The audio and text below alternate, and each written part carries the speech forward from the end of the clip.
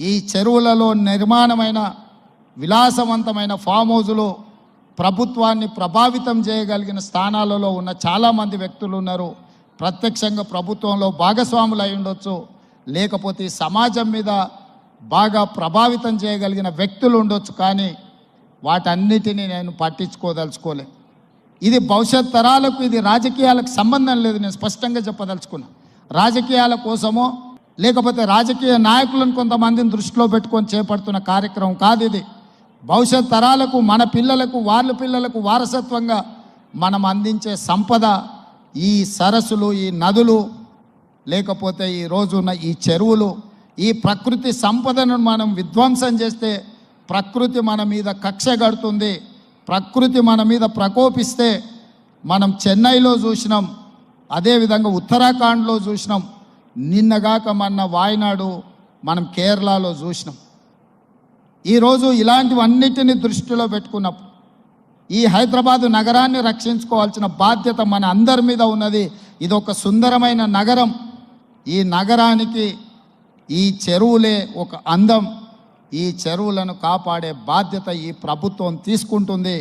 ఎవరు ఏమనుకున్నా, ఎవరు ఏ ఒత్తిడి తెచ్చినా వాటన్నిటిని పక్కన పెట్టి చెరువులను ఆక్రమించుకున్న వాళ్ళ భరతం పడుతుంది ఈ ప్రభుత్వం అని చెప్పి నేను ఈ సందర్భంగా తెలియదలుచుకున్నా. ఆనాడు కురుక్షేత్రంలో ధర్మం వైపు శ్రీకృష్ణుడు, అర్జునుడు నిలబడ్డందుకే ఈరోజు ఆ ధర్మం అనేది కాపాడింది. వాళ్ళు ధర్మాన్ని కాపాడితే ధర్మం మనల్ని కాపాడింది. ఈరోజు మనం చేస్తున్న పని కూడా అలాంటిదే. మీ అందరి సహకారం ఉండాలి. అదేవిధంగా నిర్వాహకులకు ఈరోజు విద్యకు సంబంధించి లక్షలాది మంది నిరుపేద విద్యార్థులు, ఎస్సీ, ఎస్టీ, బీసీ, మైనారిటీ, ఆర్థికంగా వెనుకబడిన వాళ్ళు ప్రభుత్వ పాఠశాలల్లో చదువుకుంటున్నారు. వాళ్ళకి సరైన భోజనం, పోషకాహారం మేము అందించే దాంట్లో కొంత అటు ఇటుగా ఉండడం వల్ల హరే కృష్ణ ఫౌండేషన్, అక్షయ పాత్ర ద్వారా వాళ్ళకు ఒక నాణ్యమైన భోజనాన్ని అందించడానికి అవసరమైన సహకారాన్ని ప్రభుత్వంతో కూడి ఒక కలిసి అక్షయ పాత్ర ద్వారా, ఈ హరే కృష్ణ పెద్దల ద్వారా ఈ రాష్ట్రంలో ఉండే లక్షలాది మంది విద్యార్థులకు ఒక మంచి పౌష్టికమైన భోజనాన్ని అందించాలన్న ఆలోచనతో వారి సహకారం అడిగినాం. విద్య, వైద్యము మా ప్రభుత్వం యొక్క ప్రాధాన్యత. ఇవాళ గ్రామీణ ప్రాంతాల నుంచి వైద్యం కోసం హైదరాబాదులో ఉస్మానియా, గాంధీ, నిజాం, అదేవిధంగా క్యాన్సర్ హాస్పిటల్స్కి సుదూర ప్రాంతాల నుంచి పేదవాళ్ళు వస్తున్నారు. ఆపత్తిలో వచ్చిన తర్వాత ఆకలి ఎలా తీరాలనో వాళ్ళకి తెలీదు. ప్రభుత్వం నిర్వహిస్తున్న కార్యక్రమాలు వాళ్ళకి చేరడానికి కొంత ఇబ్బందికరమైన పరిస్థితి ఉంది. అందుకే నిర్వాహకులకు మధు పండిట్ జీ గారిని I have requested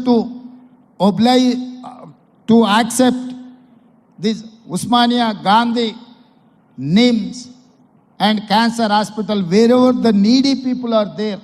I need your support to serve their food. हमने हमारे कॉर्पोरेटर्स ने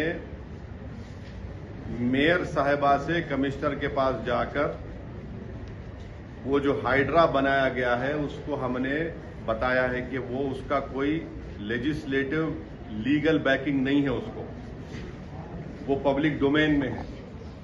और फिर हमारे एमएलए कौसर साहब जाकर चीफ सेक्रेटरी को भी बोले हैं, ये बात हम बोले हैं।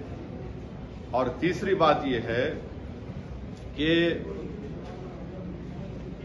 जीएचएमसी का जो ऑफिस है, अभी जीएचएमसी का ऑफिस है ना, तो हम लोग जो है हमारे स्कूल में जब हम लोग बस में जाते थे, हैदराबाद पब्लिक स्कूल को बस में जाते थे, मेरे को अच्छी तरह याद है हमारी जो बस होती थी वापसी में ऐसा आती थी, या फिर कभी कभी मैं पब्लिक स्कूल को जाता था बस पकड़ के, एक बस नंबर 7 होती थी, अभी भी होंगी, डबल डकर में बैठ जाता था मैं, ऊपर बैठने का बड़ा शौक था मेरे।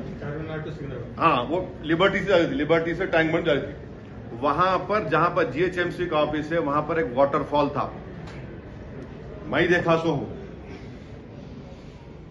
नेकलेस रोड एफटीएल पर है, तोड़ो उसको आप।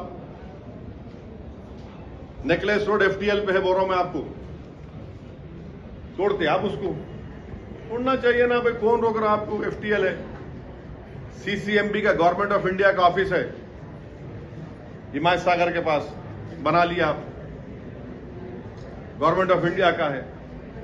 तो ये हमारा ऑब्जेक्शन इस बात पर है, ये हमारा ऑब्जेक्शन इस बात पर है। और फिर जहां पर निजाम के जमाने में जब हुकूमत थी उनकी, तो उन्होंने उसको क्या बोलते, तोन बोलते, क्या बोलते हो, पत्थर को, हाँ नहीं, वो स्टोन्स लगाते थे कि ये एफटीएल है, स्टोन्स लगाते थे, अभी भी है वो, देख लो आप जाके। ये है हमारा, हम तो चीफ सेक्रेटरी मैडम को भी बोले, मेयर साहिबा को भी बोले, अब वो गवर्नमेंट देखना उसको।